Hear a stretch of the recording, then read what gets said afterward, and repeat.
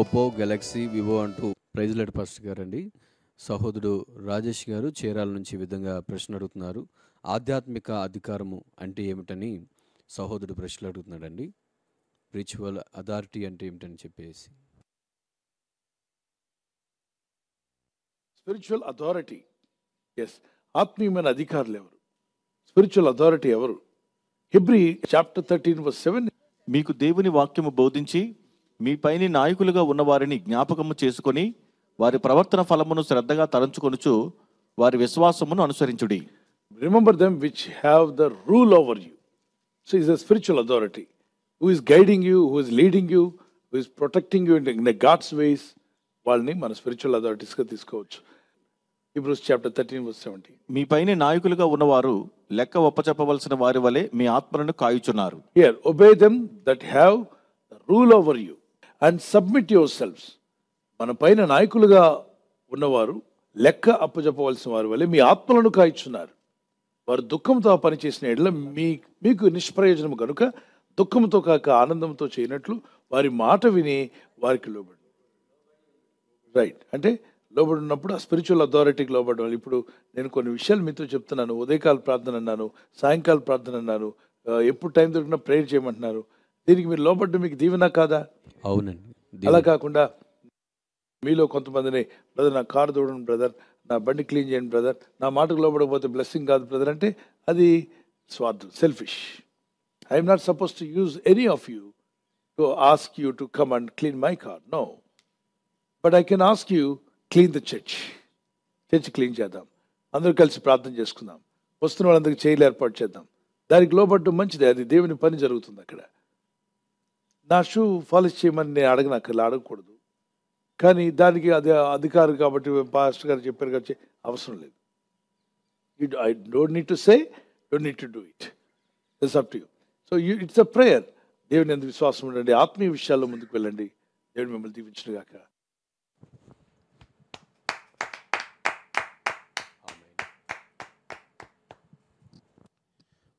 Thank you pastor గారు. ఈ సమయంలో మరొక ప్రశ్న రూపా గారు విజయవాడ నుంచి అడుగుతున్నారండి.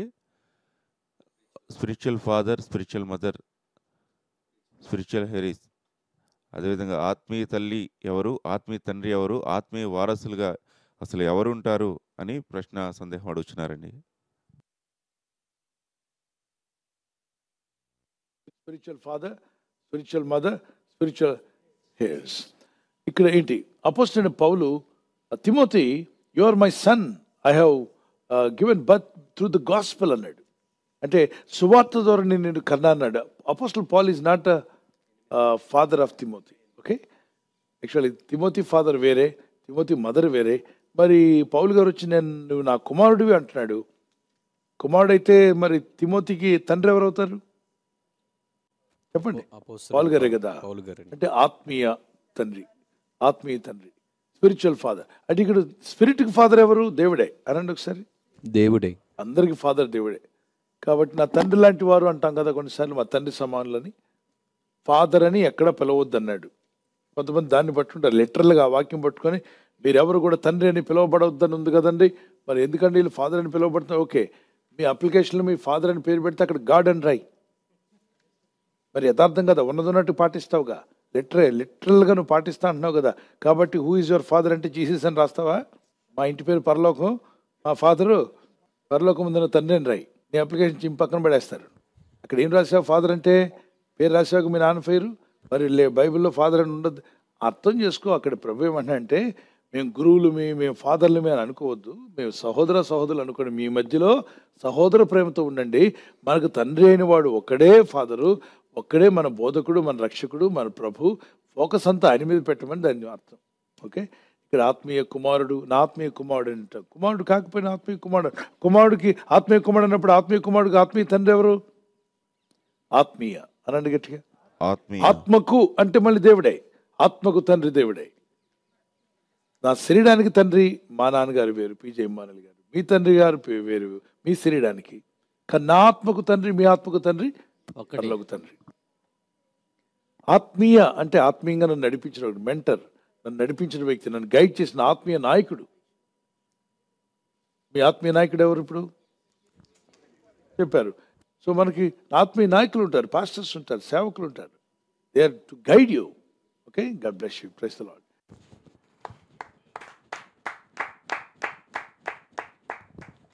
థ్యాంక్ యూ పాస్టర్ గారు. తర్వాత ప్రశ్న బ్రదర్ మహేష్ గారు వైజాగ్ నుంచి ఈ విధంగా ప్రశ్న అడుగుతున్నారు.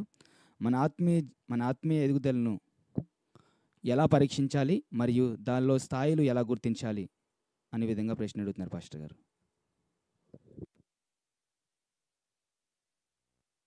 ఆత్మీయ ఎదుగుదలను ఎలా పరీక్షించాలి, దానిలో స్థాయిలు. వండర్ఫుల్.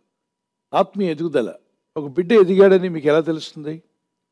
వయసును బట్టి, రెండవది అండర్స్టాండింగ్ని బట్టి. కొంతమంది వయసు పెరిగినా అండర్స్టాండింగ్ పెరగదు, మెచ్యూరిటీ ఉండదు.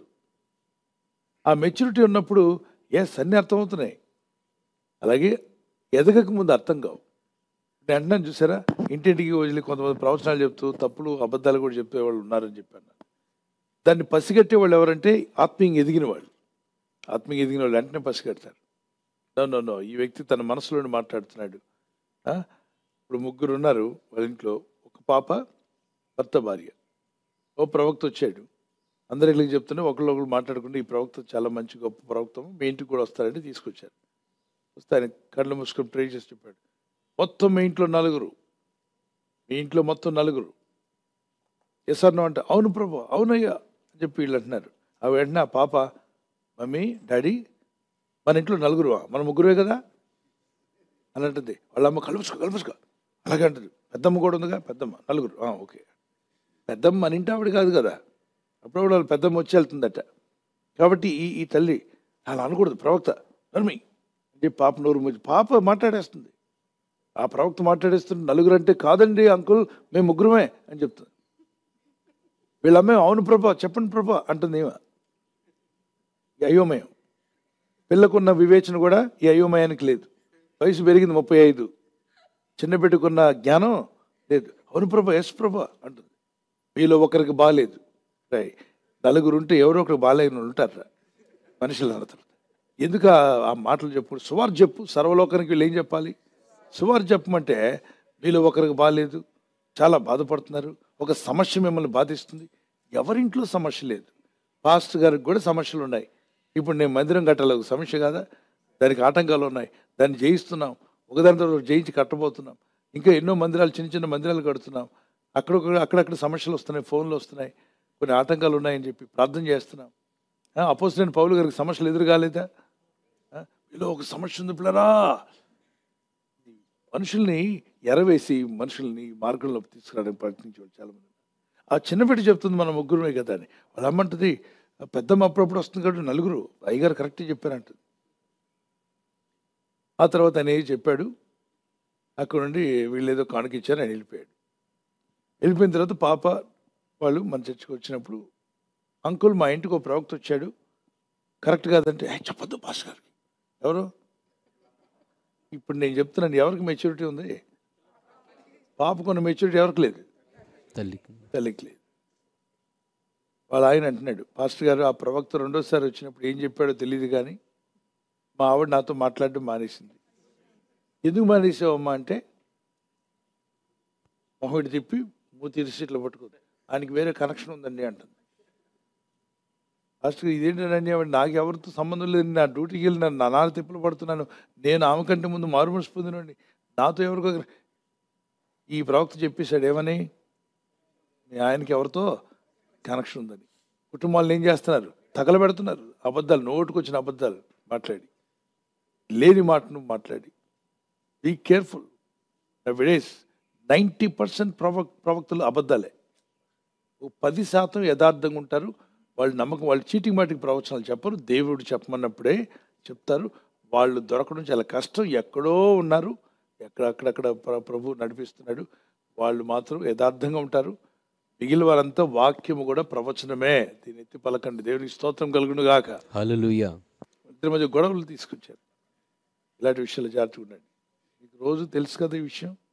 చిన్న పని చేయలేకపోతున్నారు, you can take action. Praise the Lord. వాళ్ళని పలకరించడానికి పౌరాలు వస్తున్నాయి కంటిన్యూగా.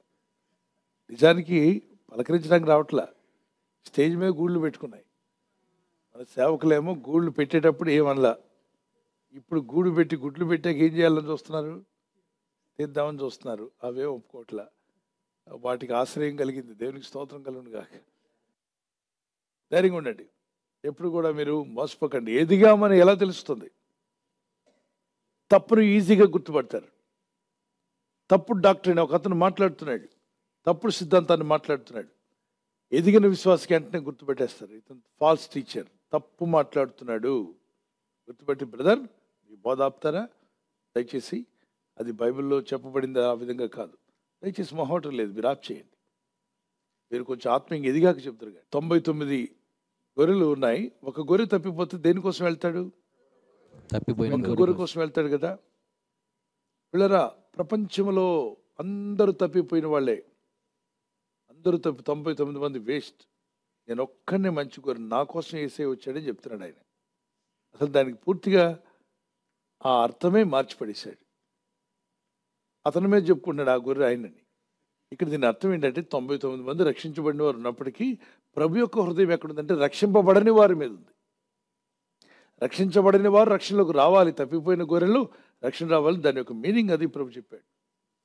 దీన్ని వీళ్ళు రకరకాలుగా వివరించేవాళ్ళు. తర్వాత తప్పుడు డాక్టర్స్ ఉన్నాయి. గలతీ పత్రిక 1:6-7 చూడండి. They are turning away to the false doctrine. అది కూడా కనిపెట్టగలిగిన వాడే ఆత్మీయ మెచ్యూరిటీ కలిగిన వాడు. చదవండి. క్రీస్తు కృపను బట్టి మిమ్మల్ని పిలిచిన వాని విడిచి భిన్నమైన సువార్త తట్టుకు మీరింత త్వరగా తిరిగిపోవుట చూడగా నాకు ఆశ్చర్యమగుచున్నది. అంటే ఈ గలతీ సంఘంలో సరైన మెచ్యూరిటీ ఉన్నవాళ్ళు లేరు. ఆ మెచ్యూరిటీ ఉన్న వాళ్ళైతే గద్దిస్తారు, నిలబెడతారు. ఏవైనా తప్పు బోధిస్తున్నారు ఏంటని. కానీ ఏది బోధించినా వినేస్తున్నారట. ఎవరు? గలతీ సంఘం. అప్పుడు అపోస్తలుడు పౌలు, నేను ఇంత కష్టపడింది వ్యర్థమైపోయింది.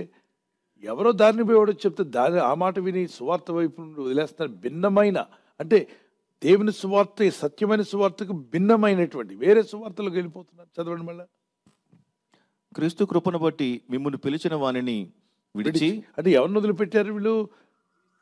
పిలిచిన దేవుణ్ణే వదిలిపెట్టి భిన్నమైన వేరొక సువార్త తట్టు మీరు ఇంత త్వరగా తిరిగిపోవట్టు చూసి నాకు ఆశ్చర్యం అనిపిస్తుంది. అంటే మెచ్యూరిటీ లేదు ఇక్కడ.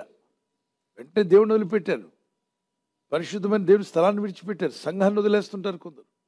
ఆత్మీయమైన సంఘానికి కూడా వెళ్ళరు. వాక్యం తెలిసి పరిచర్య చేస్తున్న దేవసేవకుల దగ్గర కూడా వెళ్ళరు. మరలు కొల్పబడతారు. అసత్యములకు వెళ్ళిపోతున్నారు. చదవండి. అది మరి యొక్క సువార్త కాదు గాని, అది వేరే సువార్త అని అనుకుని మోసపోకుండా మరొక సువార్త ఏం కాదు కానీ, క్రీస్తు సువార్తను చెరపగోరి, చూసారా, నిజమైన క్రీస్తు సువార్తను చెరపగోరి మిమ్మును కలవరపరచువారు కొందరున్నారు. సంఘాల్లో ప్రవేశించి కలవరపరుస్తున్నారట. కలవరపరిచేవాళ్ళు కొందరు ఉన్నారు. వీళ్ళు సంఘంలో ప్రవేశించి సంఘాలకు వెళ్ళనీయకుండా చేస్తారు. విశ్వాసుల్ని దేవుని సేవకులకు దూరం చేస్తారు. తప్పుడు బోధలు, తప్పుడు విధానాలు బోధిస్తూ ఉంటారు. ఇలాంటి వారు లేరా? ఉన్నారు. యెహోవా సాక్షులని కొందరు, మోర్మనిజం అని మరికొందరు, కాల్వినిజం, మోర్మనిజం, ఇవన్నీ కూడా చాలా వాక్యం నుండి, వాక్యం ఉన్నట్టే ఉంటుంది కానీ ట్విస్ట్ చేయబడింది. అక్కడ వేరే బోధలోకి తీసుకెళ్ళిపోతారు, మనం లాగేస్తారు. అటువంటి తప్పుడు బోధలోకి వెళ్ళిపోతున్న వాళ్ళు ఎంతోమంది ఉన్నారు. మరికొంతమంది ఈ మధ్య కొరియా నుండి వచ్చిన బోధ ఏంటంటే మరొక పరలోక తల్లి. చెప్పండి, తల్లి పరలోక తల్లి గురించి మీకు తెలుసా? బస్ స్టాండ్ల దగ్గర అక్కడక్కడ నిలబడడం, చర్చిలు బయట నిలబడడం, మన గోడ బయట, గేట్ బయట నిలబడడం, పాంప్లెట్లు రహస్యంగా మాకు కనబడకుండా ఇవ్వడం. వెళ్ళే విశ్వాసులకి మాకు కనబడుతూ ఇవ్వచ్చుగా. మేము వస్తున్నప్పుడు మాకు నిలబడి పాస్టర్ గారు పరలోక తల్లి గురించి చెప్తానంటే తాడ తీసేస్తామని తెలుసు వాళ్ళకి. ఎక్కడుందిరా తల్లి అని చెప్పి అడుగుతాం. కాబట్టి కొరియా తల్లిని తీసుకొచ్చి మాకు తగిలిస్తావేంటి? వీళ్ళు ట్రైనింగ్ ఇచ్చారు. ఎక్కడ? కొరియా తీసుకెళ్ళి మనోళ్ళనే, ఆంధ్రప్రదేశ్, తెలంగాణ నుండి ఒక అనౌన్స్మెంట్ వేసి, కొరియాలో ట్రైనింగ్ మీరు రావాలంటే మీకు ఫ్రీ టికెట్, మీకు ట్రైనింగ్ ఇస్తామంటే మనలో కొంతమంది చదువుకున్న పిల్లలు వెళ్ళారు. ఆ ట్రైనింగ్ తీసుకున్నారు. అక్కడ ట్రైనింగ్లో ఫుడ్, బోర్డింగ్ అంతా ఫ్రీ. లాస్ట్కి ఏ తల్లి?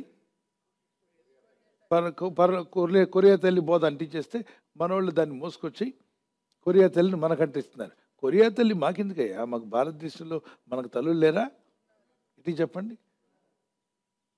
ఆ కొరియా తల్లిని పరలోక తల్లిగా చేసేసారు. ఇక అందరూ కలిసి పరలోకమందు ఉన్న మా తండ్రిని మనం ప్రార్థన చేస్తే వీరు పరలోకమందు ఉన్న మా తల్లిని ప్రార్థన చేస్తారు.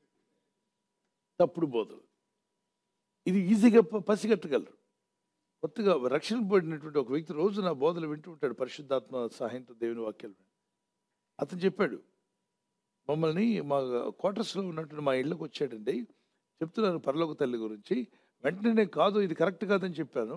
దానికి మిగిలిన బ్రదర్స్ ఎప్పుడు నుండో చర్చకు వస్తున్నారు. వాళ్ళు 30 ఏళ్ళుగా ప్రభుని నమ్ముకొని చర్చకి వెళ్తున్న వాళ్ళు, 2 తరాలుగా ప్రభుని నమ్ముకున్న వాళ్ళు. ఏ బ్రదర్ అలా అనకూడదు, కూర్చోండి కూర్చోండి అన్నట్టు ఆయన తల్లి బోధ వింటున్నాడు. కొత్తగా వచ్చి వాక్యం ఎదిగినోడేమో తల్లి లేదు బ్రదర్, పరలోక తల్లి లేదు, కరెక్ట్ కాదు, మీరు తప్పు బోధిస్తున్నారని అంటుంటే, ఎప్పుడుండో క్రైస్తవుడని వాడు ఏమంటున్నాడు, తల్లి బోధ వింటున్నాడు. అలా అనకూడదు బ్రదర్, కూర్చోండి బ్రదర్ అంటున్నాయంట. ఇప్పుడు ఎవరు మెచ్యూరిటీ ఉంది, ఆత్మీయంగా ఎవరు ఎదిగారు? రీసెంట్గా నమ్ముకున్న ఇతను ప్రభుని నమ్మి కొద్ది రోజులైనా ఆత్మీయతలో మెచ్యూరిటీ సాధించాడు, వాక్య లేఖనాలు చదువుతున్నాడు.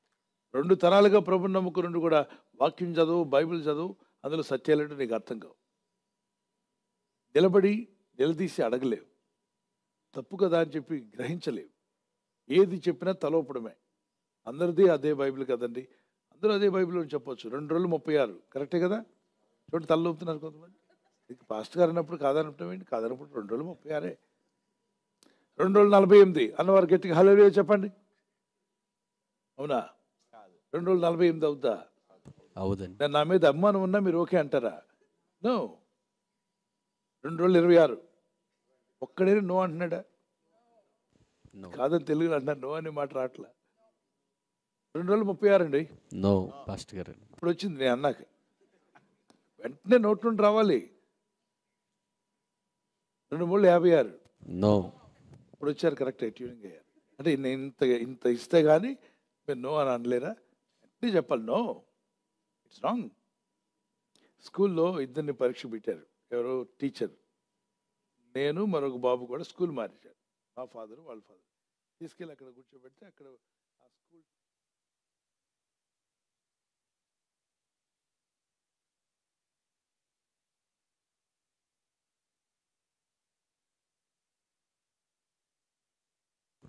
మొదటి తిమోతి 3వ అధ్యాయము 16 వచ్చిన వాక్య వివరణ అడుగుతున్న పాస్టర్ గారు.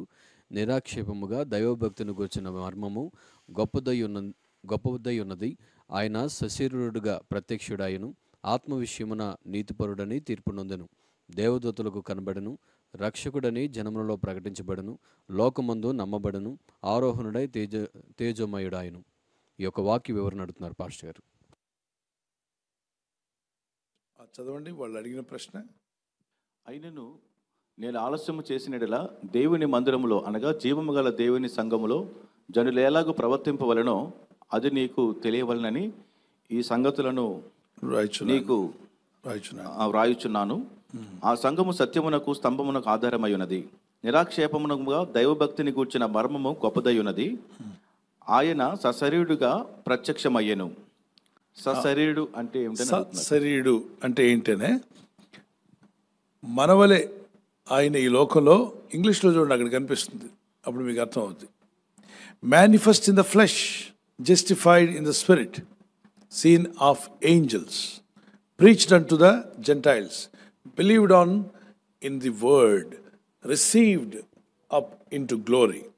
సో అండ్ వితౌట్, మనం చూస్తున్నాం అక్కడ దేవుని యొక్క వాక్యం సెలవిస్తుంది, సశరీరుడు అంటే మన వంటి శరీరము కలిగిన వాడయ్యాడు, ఆయన మానవ రూపం తీసుకున్నాడు అని అర్థం. సశరీరుడు అంటే ఏదో కొత్త అర్థం, దానికి కొత్త మీనింగ్ ఏమి లేదమ్మా. అక్కడ పక్కన ఇంగ్లీష్లో ఉంది, ఇంగ్లీష్ నుండి తర్జుమా అయింది కాబట్టి ఇంగ్లీష్లో ఏమన్నా అంటే God was manifest in the flesh. Flesh అంటే ఏంటి? శరీరులు. శరీరంలో ప్రభు ఏమయ్యాడు? మన వంటి శరీరం కలిగిన వాడయ్యాడు అని అర్థం. ఓకే, దానికి కొత్త మీనింగ్స్ తీసుకొస్తుంటారు కొంతమంది, అవన్నీ నమ్మకండి. వాక్యంలో స్పష్టంగా రాస్తుంది. మీకు అర్థం కాకపోతే సశరీరుడు అంటే ఏంటంటే అదే వింత శరీరమా అని అనుకోవద్దు, మానవు లాంటి శరీరము. దానికి మరొక రిఫరెన్స్ హెబ్రీ పత్రిక 5:7 శరీరధారి అయి ఉన్న దినములలో. హెబ్రీ పత్రిక 1:1-4 వరకు ఆయన కాలం సంపూర్ణమైనప్పుడు ఆయన మనుషులను రక్షించడానికి ఈ లోకానికి వచ్చాడు. ఆది యందు వాక్యం ఉండిన, వాక్యం దేవుని యొద్ద ఉండిన, వాక్యమే దేవుడై ఉన్నాడు. ఆయన మానవులను రక్షించడానికి ఈ లోకానికి వచ్చాడు. God bless you. Praise the lord.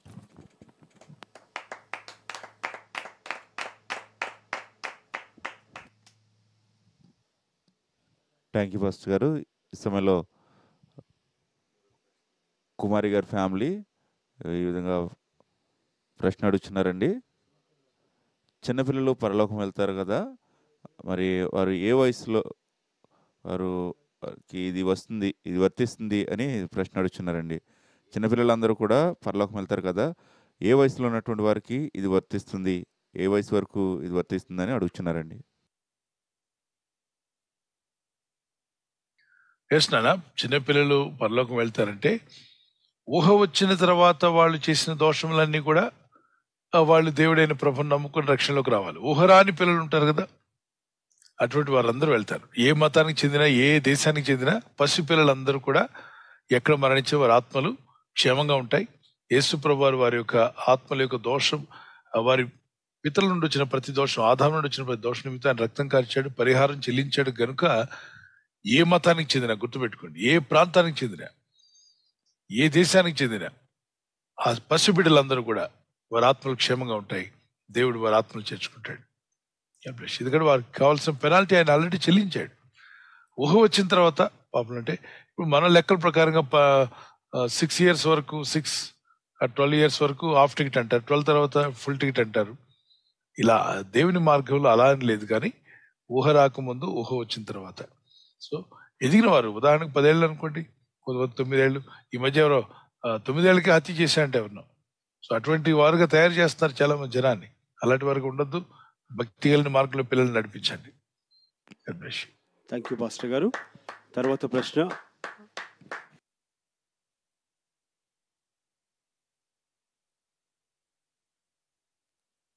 Rambabu, అన్యజనులు రక్షణ పొంది బాప్తిసం తీసుకుని తప్పిపోయి మరలా బాప్తిసం తీసుకోవడం ఇది సరైన పద్ధతేనా అని అడుగుతున్నారండి. అంటే తప్పిపోయిన వాళ్ళు తిరిగి రావాలి, రక్షణలోకి రావాలి, పాపంలో ఒప్పుకోవాలి, మారు మనసు పొందాలని ప్రార్థన చేయాలి తప్ప, తప్పిపోయావు కదా మళ్ళీ ఒకసారి బ్యాప్టిజం తీసుకో, మొన్న అక్కడికి వెళ్ళి భోజనం చేసావు కదా పొరపాటున తప్పు అయిపోయింది, మళ్ళీ ఒకసారి బ్యాప్టిజం తీసుకో. మరి వాళ్ళు పండగ లేదు తిన్నామంట, అదేంటి మా బంధువులందరూ రమ్మని వెళ్ళాను, అక్కడ బలంతో చేసి ఆహారం పెట్టారు, నాకేమో ఎదురు చెప్పలేకపోయాను. తిన్నావా అయితే బ్యాప్టిజం తీసుకో. ధైర్యం లేని వారు, బలహీన లేని మనసాక్షి గలవారు ఉంటుంది బైబిల్లో. అలాంటి వారు ఇలాంటి మాటలు మళ్ళీ బ్యాప్టిజం తీసుకో. దేవుని వాక్యానుసారంగా బ్యాప్టిజం ఒకటే. ఎఫ్ఎస్సి పత్రిక 4:4-5 ప్రభుని అంగీకరించావా, యేసునందు విశ్వాసం ఉంచావా, ఓకే. ఒకళ్ళు అబద్ధం ఆడారనుకోండి ఎప్పుడన్నా, మరొక బ్యాప్టిజం. చెడు చూపు చూశారనుకోండి, ఇంకో బ్యాప్టిజం. శపించారనుకోండి, ఇంకో బ్యాప్టిజం. అలా బతుకంత బ్యాప్టిజాలైనా దేవుని బిడ్డలరా. మొన్న మధ్య యోర్దాన్ నదికి వెళ్ళాం. అక్కడ తమ్ముడు బ్యాప్టిజం కావాలని మొదటి నుండి అడుగుతున్నాడు, నేను సిద్ధపడి వచ్చానని చెప్పన్నాడు. సరే రిఫరెన్స్లన్నీ ఇచ్చాం. 4 రోజుల నుండి ముందు నుండే వాక్యంలో ప్రిపేర్ చేసాం. తీసుకోవడానికి బ్యాప్టిజం నదిలో, యోర్దాన్ నదిలో దిగి బ్యాప్టిజం ఇస్తున్నాం. ఇందులో ఒక అంకుల్ గారు పెద్ద ఆయన వచ్చి, నాకు కూడా బ్యాప్టిజం ఇవ్వండి అన్నారు. మీరు ఇంతకుముందు తీసుకున్నారంటే తీసుకున్నా అన్నారు. తీసుకున్న వాళ్ళకి అవసరం లేదండి అన్నాను. మీరెవరా, మీరు ఇవ్వకపోతే నేనే తీసుకుంటున్నా. అది ఎట్లా అంటే, యోర్దాన్ నది మళ్ళా దొరుకుతుందని చెప్పి తనకు తానే మునగడం ప్రారంభించారు. ఒక ఆయన 3 సార్లు మునిగితే మరొక బ్రదరు ఏకంగా 7 సార్లు మునిగారు. ఎందుకంటే 2 రాజుల 5వ అధ్యాయంలో 7 సార్లు మునుగుతాడు ఎవరైనా, నైమాన్. సో ఇదే మంచి అవకాశం, మళ్ళా అవకాశం ఉంటుందో లేదని. ఆ రోజు ఆ వాటర్ చాలా చల్లగా ఉన్నాయి. ఆ బ్రదర్కి దగ్గు పట్టుకుంది, తుమ్మడం ప్రారంభించారు. నేను చెప్తున్నాను పిల్లరా, దేవుని ఆజ్ఞ మేరకు, దేవుని యొక్క మాట మేరకు మనం చేయాలి తప్ప మనంగా ఊహించుకొని చేసే ఏవి మనకు ఉపయోగపడవు. దేవుని వాక్యానుసారంగా చేయండి.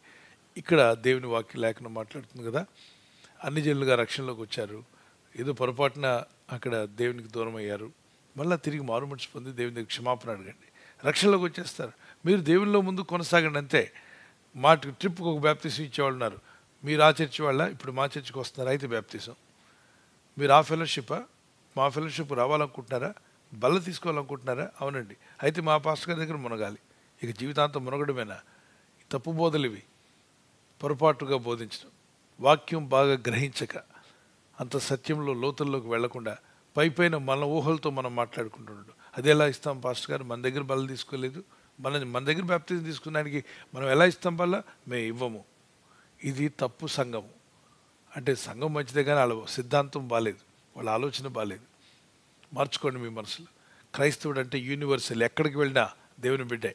ఒక దగ్గర బ్యాప్టిజం మీద రక్షించబడ్డా అంటే ఏ సంఘానికైనా వెళ్ళొచ్చు అతను, ఆత్మీయంగా సంఘానికి ప్రార్థనాపూర్వకంగా. ఓకే, భక్తి గల వారి మధ్యలో పళ్ళ కూడా తీసుకోవచ్చు. God bless you.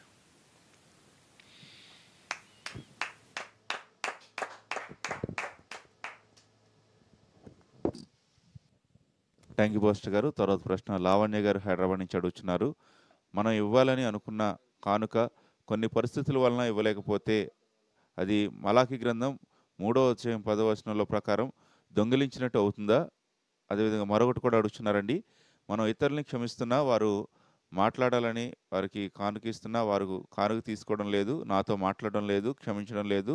ఇద్దరం కూడా క్రైస్తవులము, బల్లారాధనలో కూడా పాల్గొంటున్నాము అని వారు సందేహం అడుగుతున్నారండి.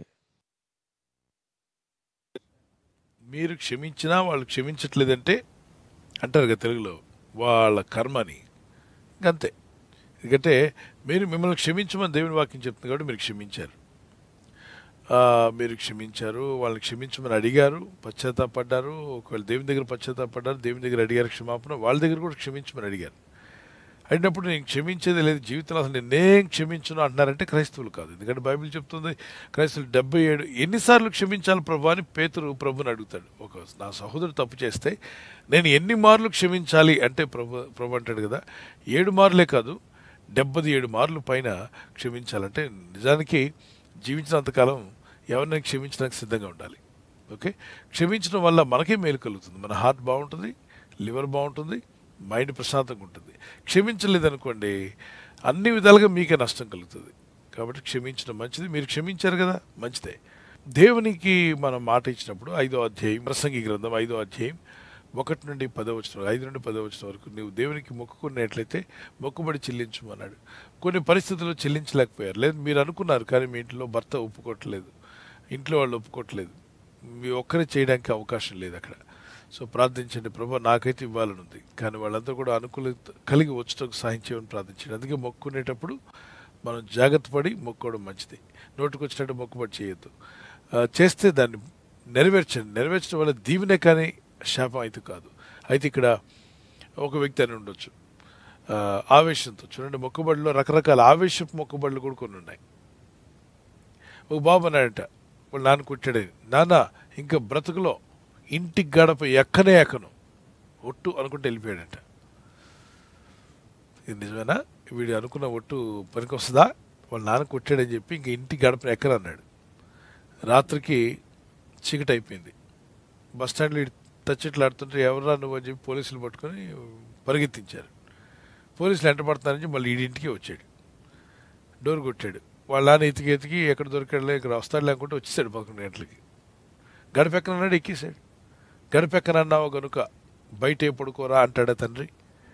అంటే బుద్ధిహీనంగా అన్నాడు, తెలివి తక్కువగా అన్నాడు, వివేచించకుండా అన్నాడు, పరిస్థితిని బట్టి ఇది అన్నాడులే అని చెప్పి నాన్న క్షమిస్తాడు. అలాగనే దేవుని దగ్గర అడగండి. మీ శక్తికి మించి మొక్కుంటే ఒప్పుకోండి. కొందరు అంటారు, బ్రదర్ నేను 10 కోట్లు ఇచ్చేస్తాను బ్రదర్. అసలు నువ్వు 10,000 ఇవ్వను, నువ్వు 10 కోట్లు ఎక్కడ ఇస్తావు దేవుని సేవకి? ఎప్పుడు నువ్వు 10 లక్షలు ఇచ్చావా? లేదా 1 లక్ష రూపాయలు ఇచ్చావు దేవుని సేవకి? ఇవ్వనప్పుడు 10 కోట్లు నీ చేతికి వస్తే 100 కోట్లు వచ్చినా 10 కోట్లు ఇవ్వడానికి ప్రాణం రాదు. ఎందుకంటే ఉన్న దాంట్లో అంటే ఇవ్వలేని మనం రేపు లేనిది ఏదైనా మనకు వస్తే ఎక్కడ ఇస్తాం? కాబట్టి ప్రార్థన చేయండి. ప్రభా నేను ఒక మాట ఇచ్చాను, మాట నెరవేర్చడానికి సాయం చేయండి అని ప్రార్థించండి. దేవుడు తండ్రి ఆయన మిమ్మల్ని అర్థం చేసుకుంటాడు, మీకు సాయం చేస్తాడు. ఆయన నేను లేదు నువ్వు మాట ఇచ్చావు లేకపోతే నేను చంపేస్తాను, శిక్షించేస్తాను అలాంటి వాడు కాదు. ఆయన కనికరంనే కోరుచున్నాడు తప్ప. సో ప్రార్థిద్దాం, దేవుని వాక్యానికి లోబడడానికి ప్రయత్నం చేద్దాం. మీ పరిస్థితిని ప్రభుత్వం మాట్లాడండి, ప్రభా పరిస్థితి ఈ విధంగా ఉంది అని చెప్పండి. Praise the Lord. God bless you. Thank you pastor గారు. తర్వాత ప్రశ్న సిస్టర్ ప్రియాంక గారు కడప నుంచి ఈ విధంగా ప్రశ్న అడుగుతున్నారు. మా ఇంటి దగ్గరలో అన్యుల గుడి ఉంది, అందువలన మీకు శకునం ఉంది, మీరు పైకి రాలేరు అంటున్నారు. ఇది ఎంతవరకు వాస్తవమని సహోదరి ప్రశ్న అడుగుతుంది పాస్టర్ గారు.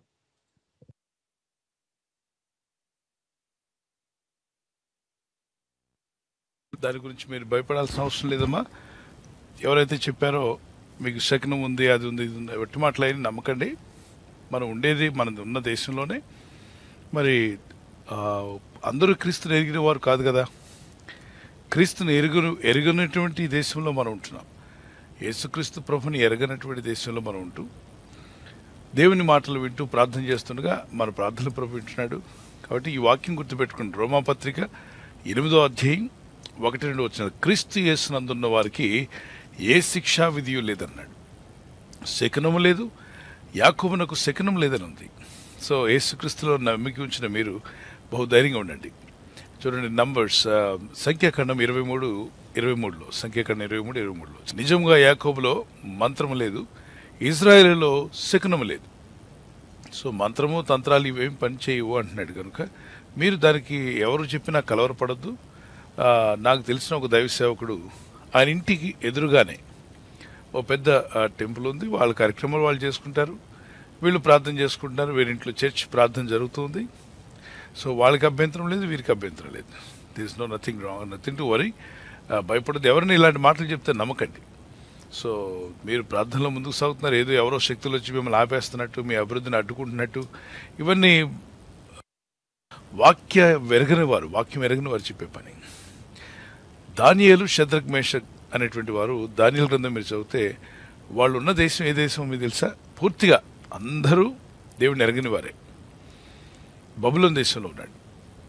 ఈ బబులోన్లో ఉన్నటువంటి ఈ దానియేలు, షద్రక్, మేషక్, అబేద్నెగో అనేటువంటి ఈ యవన బిడ్డలు వారి చుట్టూ కూడా క్రీస్తుని ఎరగని వారు, అంటే యెహోవా దేవుడిని ఎరగని వారు, లోక సంబంధమైన అన్య మతానికి సంబంధించిన వారు.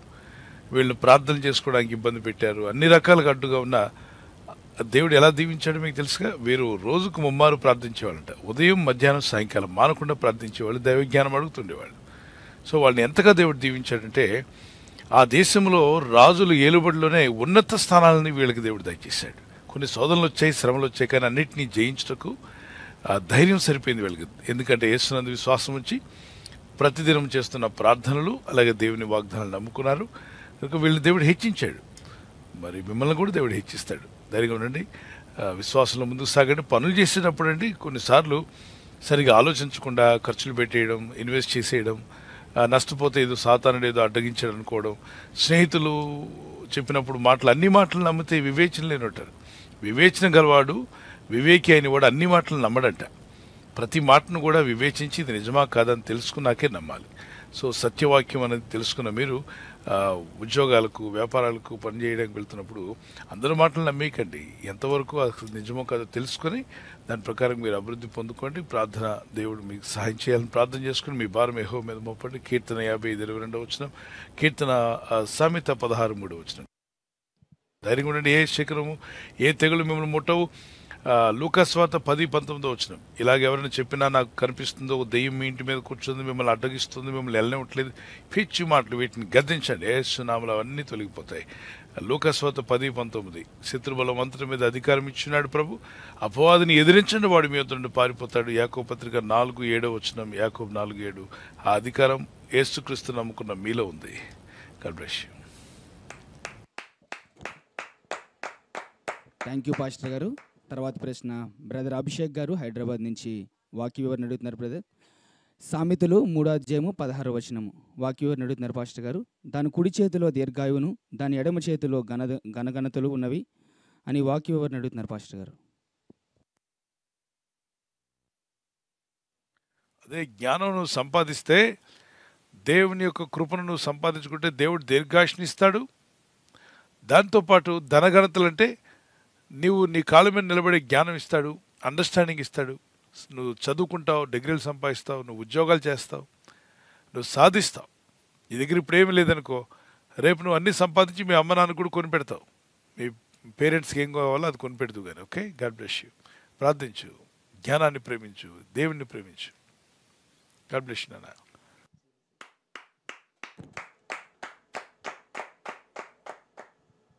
థ్యాంక్ యూ ఫాస్ట్ గారు. తర్వాత ప్రశ్న సునీత గారు వైజాగ్ నుంచి అడుగుతున్నారండి.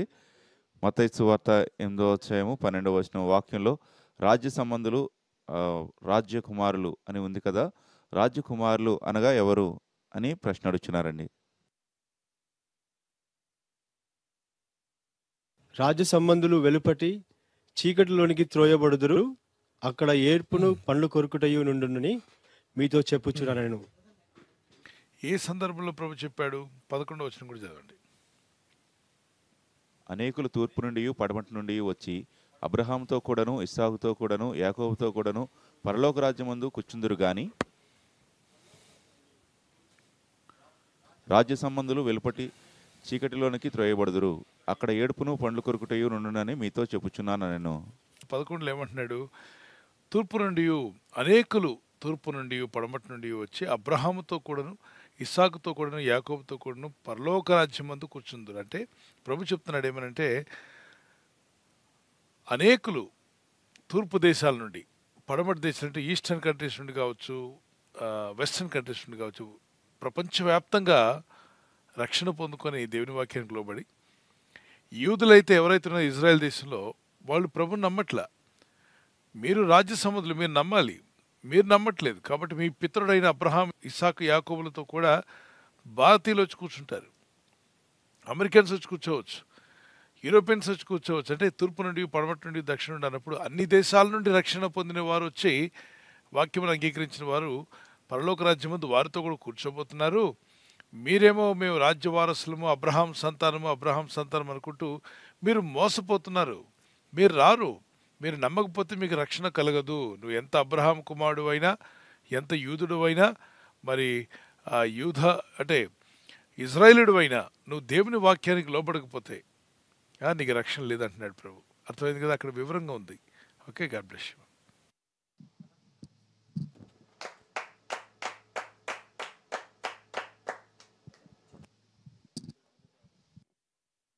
థ్యాంక్ యూ పాస్టర్ గారండి. మరొక ప్రశ్న సహోదరి విధంగా అడుగుతున్నారు. అపోస్తులైన పౌలు గారు అనుసరించిన సేవ చేయాలా, లేకపోతే యేసుక్రీస్తును అనుసరించి సేవ చేయాలని ప్రశ్న అడుగుతున్నారండి.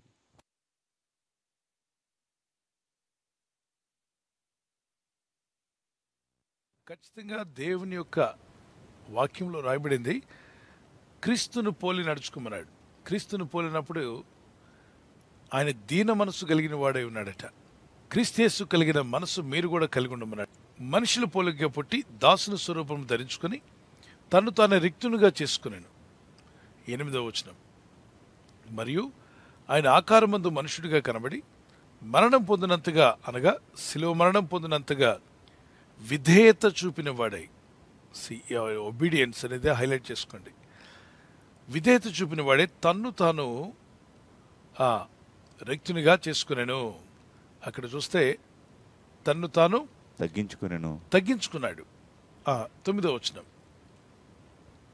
అందుచేతను పరలోకమందున్న వారిలో గాని, భూమి మీద ఉన్న వారిలో గాని, భూమి కింద ఉన్న వారిలో గాని ప్రతివాని మోకాలు యేసునామమున వంగునట్లును,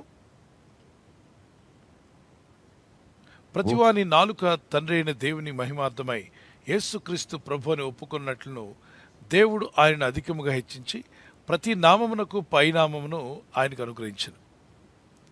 సో కాగా నా ప్రియులారా, మీరు ఎల్లప్పుడూ విధేయులై ఉన్నారు. విధేయులై ఉన్న ప్రకారం ఎప్పుడు విధేయులై ఉండాలంటే, సేవకులు వాక్యానికి విధేయులై ఉందాం, మన నాయకత్వానికి విధేయులై ఉందాం, ఆత్మీయ నాయకత్వానికి విధేయులై ఉందాం.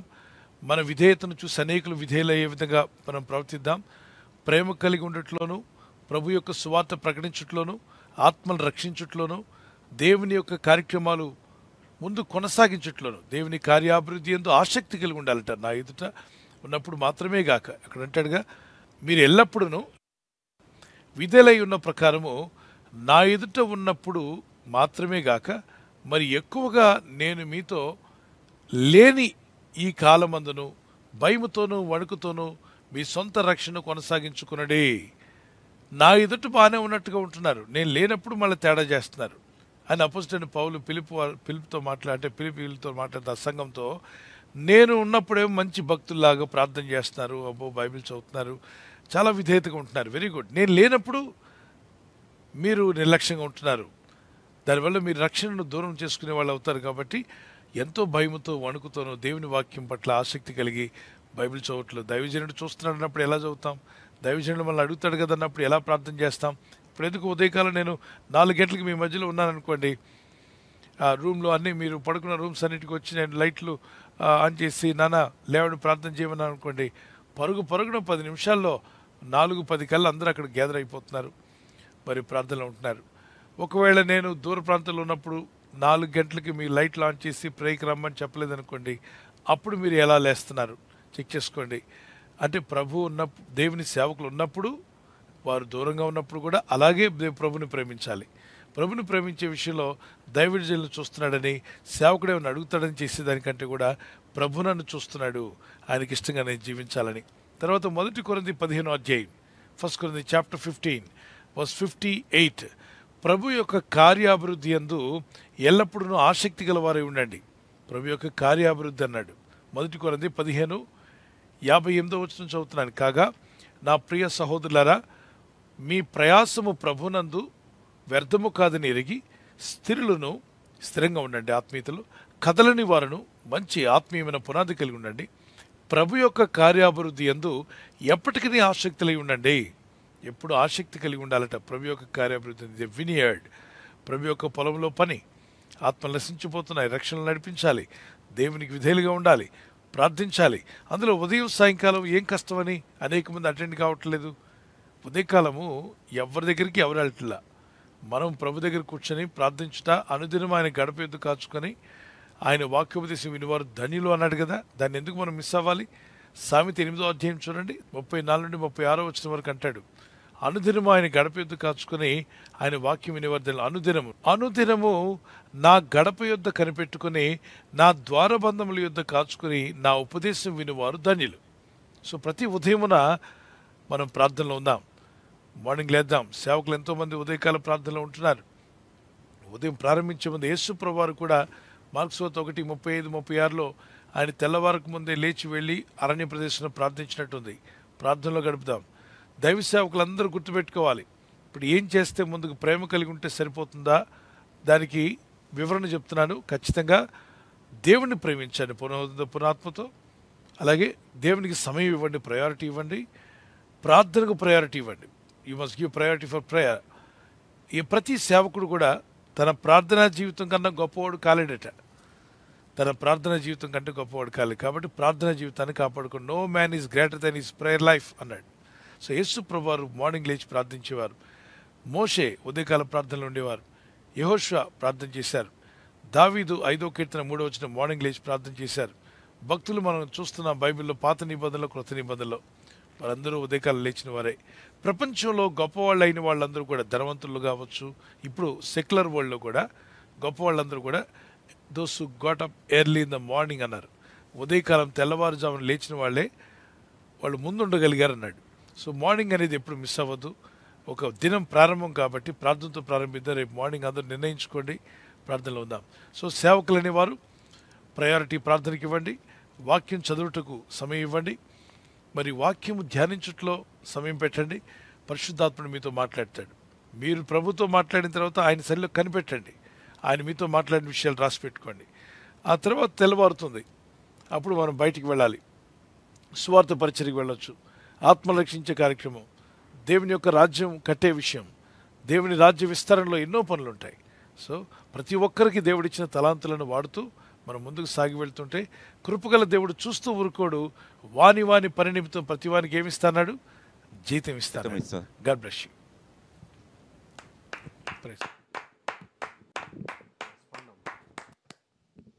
థ్యాంక్ యూ పాస్టర్ గారు.